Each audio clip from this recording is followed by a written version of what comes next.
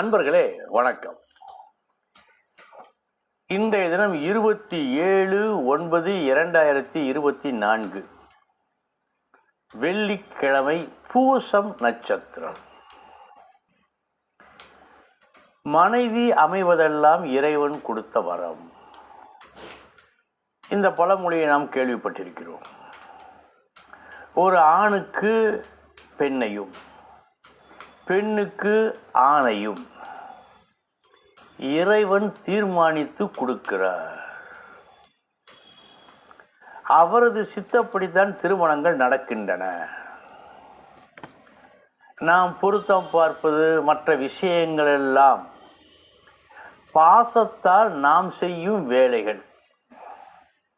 ஆனால் யாருக்கும் நம் இஷ்டப்படி நடப்பது என்பது கிடையாது. அவர் இஷ்டம்தான் நடக்கும். அவரது கட்டளை தான் நிறைவேறும். ஒரு சிலருக்கு நல்லபடியாக அமையும், ஒரு சிலருக்கு நல்லபடியாக அமையாது. அவர்களெல்லாம் ஆயுள் தண்டனை பெற்றவர்கள். வாழ்க்கையில் ஒரு சில கஷ்டங்கள் தான் மிக மிக கொடிது. அதில் ஒன்று திருமண பந்தம். இந்த திருமண வாழ்க்கை ஒரு சிலருக்கு மிக நன்றாக அமைகிறதே, அதை ஆரம்பத்திலேயே நாம் தெரிந்து கொள்ளலாம். ஒரு குழந்தை பிறந்தவுடன் அந்த நாளில், அந்த நேரத்தில் ஒரு ஜாதகம் கணித்து, அந்த ஜாதகம் என்ன சொல்லுகிறதோ அதுபோல்தான் நடக்கும். இதில் மாற்றமே இல்லை. இந்த மாற்ற முடியா விதியினை இன்று நாம் தெரிந்து கொள்வோம்.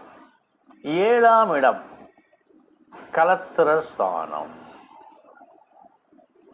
7க்கு உடையவன் கலத்திர ஸ்தானாதிபதி.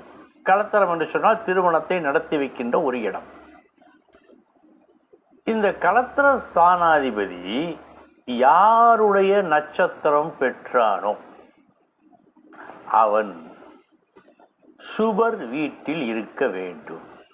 சுபர் வீடு என்று சொன்னால் ரிஷபம், மிதுனம், கன்னி, துலாம், தனுசு, மீனம், இவையெல்லாம் சுபர் வீடுகள்.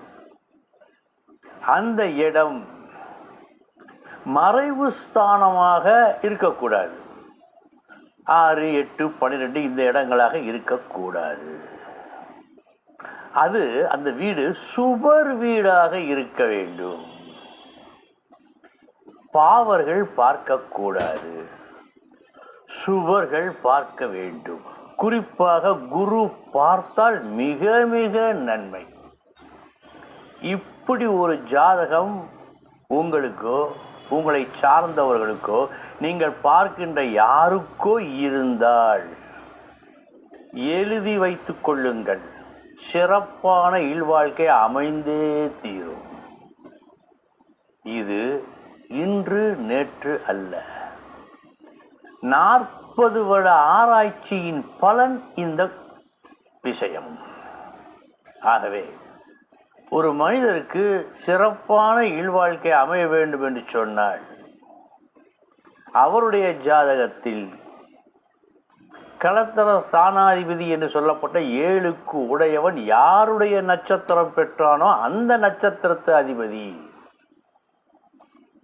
சுபர் வீட்டில் இருக்க வேண்டும். மறைவு ஸ்தானத்தில் இல்லாமல் இருக்க வேண்டும். பாவர்கள் பார்க்கக்கூடாது, சுபர்கள் பார்க்க வேண்டும். இப்படி இருந்தால், உங்களுக்கு இருந்தால் உங்கள் இல்வாழ்க்கை சிறக்கும் சிறக்கும் சிறக்கும்.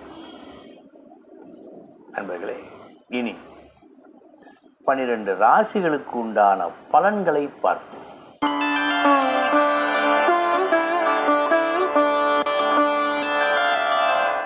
மேச ராசி